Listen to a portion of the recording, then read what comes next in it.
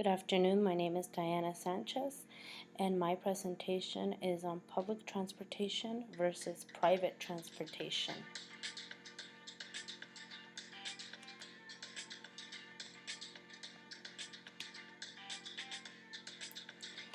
For my public transportation agency, I chose Riverside Transportation Agency.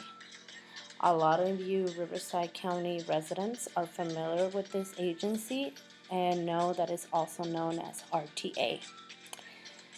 This public transportation agency's mission is to provide safe, reliable, courteous, accessible, and user-friendly services to their customers. A lot of us have used public transportation or used public transportation to save money, to help the environment, to avoid traffic, or a lot of us that don't have reliable or transportation and we need to get from point A to point B, we use public transportation. The private transportation agency I will be using to compare or find similar to RTA is Delta Airlines. It's another type of transportation that most of us have probably used in our lives to get to from point A to point B. Delta Airlines is a worldwide company, and their mission statement is as follows: we Delta employees, customers, and community partners together form a force for positive local and global change, dedicated to bettering standards of living and the environment where we and our customers live and work. So both of these transportation agencies share very similar missions and very similar objectives. Their consumers are their top priority, and getting their consumers from point A to point B is their top priority. So this brings me to my thesis.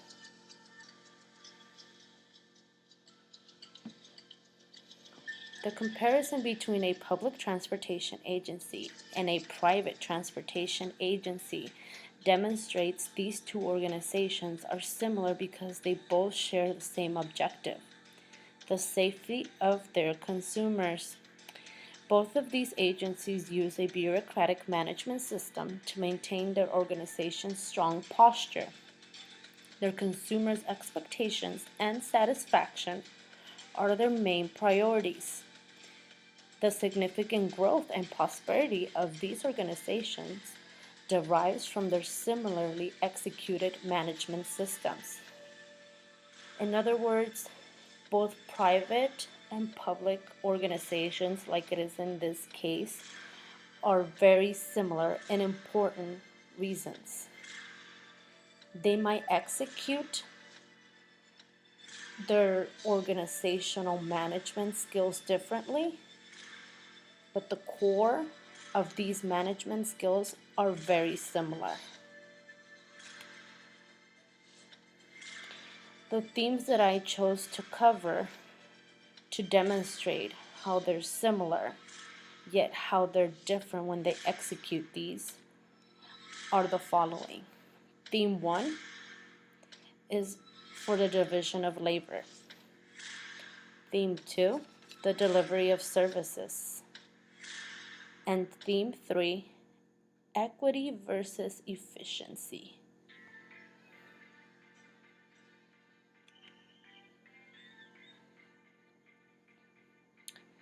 For the first theme, we can see that both of these organizations have a division of labor, which makes them a bureaucratic organization. They run a bureaucratic organizational system, something Weber introduced us into. In RTA's case, they are governed by a board of directors of 22 elected officials from 18 cities in western Riverside County and 4 members of the County Board of Supervisors. After that, the division is pyramid into underneath levels of skills, I can say, and this adds up to about 2,500 employees. As for Delta Airlines, they have 1 president, 1 senior executive vice president, 1 executive vice president and financial officer, 1 executive vice president and chief of human resources, 1 legal officer, and is also a corporate secretary, 1 global sales vice president, 1 chief of communications, and 1 chief of information technology. And this sums up to nearly 80,000 employees.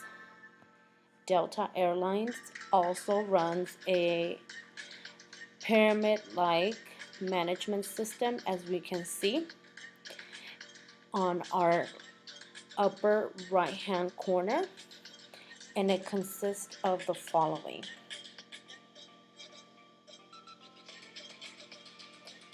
Delta's machine bureaucracy, as what they call it in most of the social media and websites that we can look into, what type of bureaucracy does Delta run.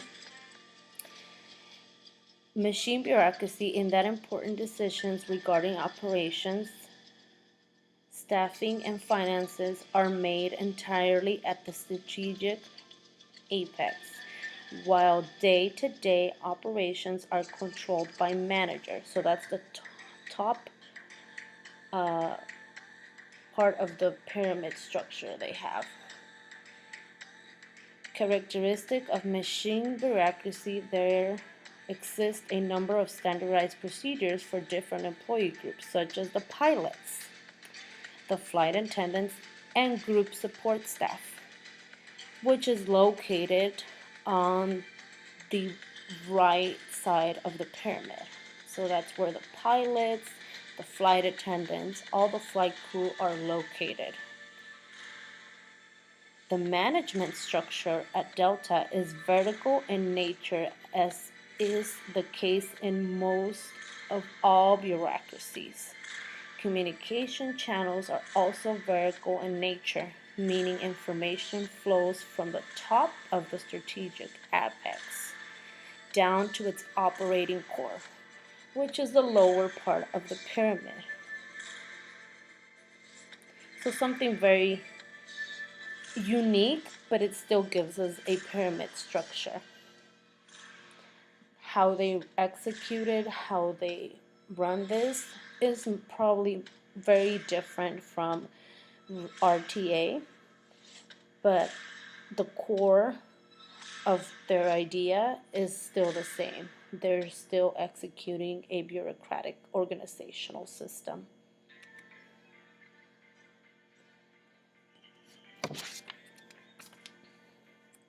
For our second theme, we can see they both are dedicated to delivering services to their consumers. They always try to deliver the best and the most convenient when it comes to RTA. RTA tries to make the best out of their organization to meet the consumer's needs and standards.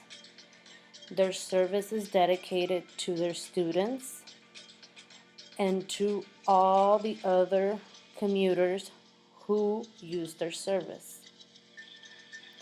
They offer students perks such as free rides for the summer or the beginning of the school year, or 25-cent rides for summer or the beginning of the school year.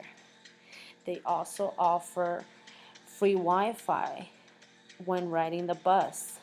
They offer convenient bus routes that are faster or are very rapid and get you from point A to point B in less than the traditional amount of time. They have express lanes. I believe one of them is called the Gold Line that connects Corona residents to the east side of Riverside. They try to make the best out of their services at the same rate or at an affordable cost. They're not going to tell you if you want to use our Wi-Fi, if it's going to be an extra 25 cents. So how they deliver their services is very similar. How they execute this delivery is somewhat different. From Delta's part, they give you what is more, they offer you what's more appropriate and what is more adequate to what you paid for. You get what you paid for, in other words. If you want free Wi-Fi, then you need to upgrade to a different class, probably business class or first class. If you want to travel more comfortably, you have to upgrade, and that means you have to pay more for what you want. They're going to try to work things out, but there's only so much they can do to meet your standards or meet the standards that you paid for. Something very different, however, it comes from the same foundation, delivering their service to their consumers. How they do it is different. Theme number 3.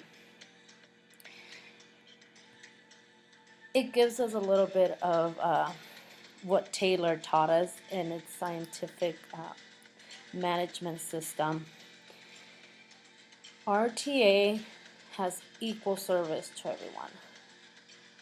They try to be efficient, but at the same time they try to be very equal, and they try to be very fair.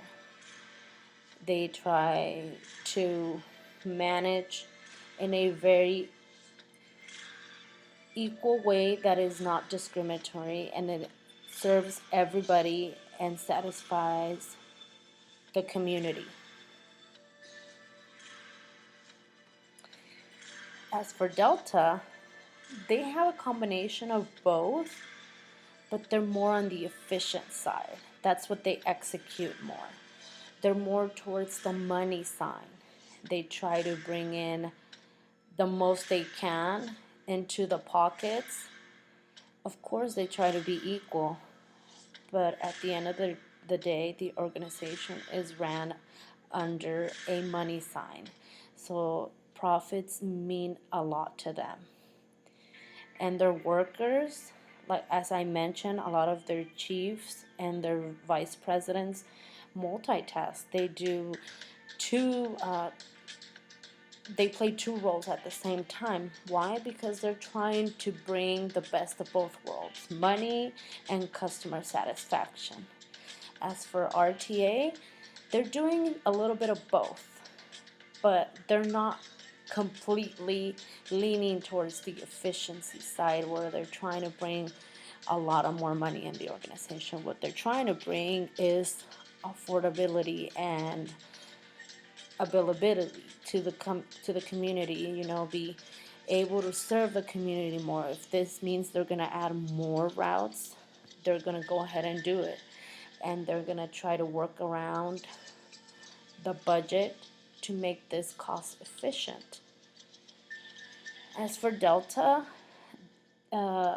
they try to be cost efficient, but if it's not possible, then too bad. If you can't afford a plane ticket, then you're gonna have to avoid flying and take the train or find another method of transportation.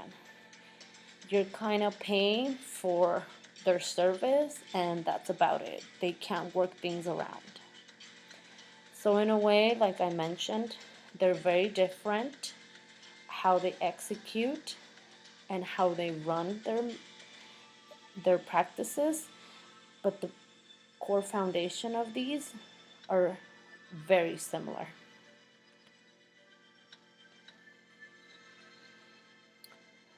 So for my closing, what I have to say is that, as we can see, it might get a little cloudy and complicated when it comes to analyzing and comparing these two, but the findings give you, or at least they gave me, the results of both of these agencies being very similar, having the same foundation, the same management system structure. How they practice or the tricks and gimmicks they use are different. However, they're very traditional into the bureaucratic management system. How, but their overall goal might differ a little, and they might lean toward one more towards the left and one more towards the right, but they're both on the same path. So I hope you enjoy my presentation, and your feedback is more than welcome. Thank you very much. Have a blessed night.